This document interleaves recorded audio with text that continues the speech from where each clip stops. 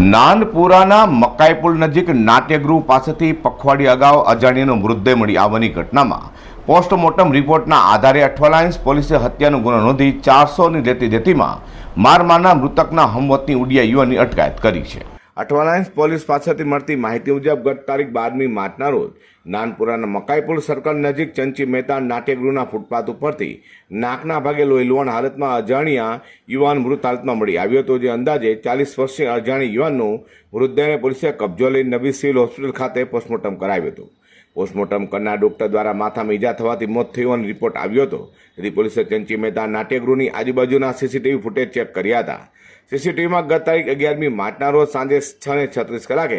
મૃતક યુવાન ફૂટપાથ ઉપર બેઠો હતો અને 6:48 કલાકે એક યુવાન તેની સાથે ઝઘડો કરી લાત વડે માર મારી એક પગ મચકોડીને જતા નજરે પડ્યો હતો, જેથી પોલીસે સ્થાનિક ફૂટપાથ ઉપર રહેતા લોકોની પૂછપરછ કરતા મન્નાર ઓડિશાવાસી અને ભૂરીઓના મોનું જ્યારે તેને માર મારનાર સીસીટીવીમાં કેદ થઈ જનાર રામકિશોર પ્રધાન પણ ઓડિશાવાસી હોવાનું બહાર આવ્યું હતું। પીએમ નોટનું કારણ સ્પષ્ટ આવેલ કે મરણ જનારનું મૃત્યુ છે એ હેડ ઇન્જરીને કારણે થયેલું છે, જેથી અઠવા પોલીસ સ્ટેશનની અંદર 26 માર્ચ 2024ના રોજ મરણ જનારનું નામ સરનામું પૂરું મળેલ ના હોય અને ખાલી ભૂરિયા તરીકે ઓળખાતો હોય, સરકાર તરફે પોલીસ સબ ઇન્સ્પેક્ટર શ્રી ઝાલાનાઓએ 302 મુજબની ફરિયાદ આપેલી અને તપાસ છે પોલીસ ઇન્સ્પેક્ટર રબારીનાઓ અઠવા પોલીસ સ્ટેશનના કરી રહેલ છે। આ બનાવ અંગે આજુબાજુના સીસીટીવી વેરીફાઈ કરતાં 11 માર્ચના રોજ સાંજના 6:30ની આસપાસ એક ઈસમ છે આ મરણ જનારને મારતો હોય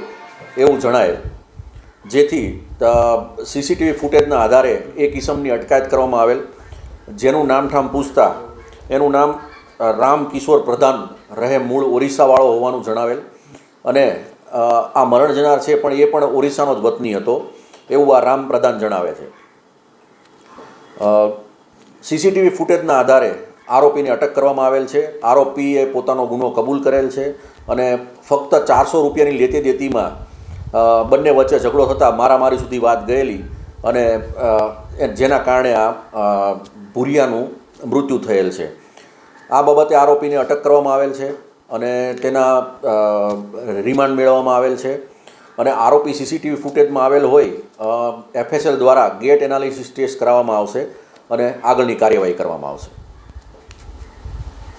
જેથી પોલીસે રામકિશોરની અટકાયત કરી પૂછપરછ કરતા મૃતક તેનો મિત્ર હોવાનું અને બંને વચ્ચે 400 રૂપિયાની લેતી દેતી મુદ્દે ઝઘડો થતાં માર મારી હોવાની કબૂલાત કરી છે। હાલ તો અઠવા પોલીસે હત્યારાને ઝડપી પાડી સળિયા પાછળ ધકેલી દીધો છે। અઝર કુર્સી સાથે હર્ષદ સેઠા।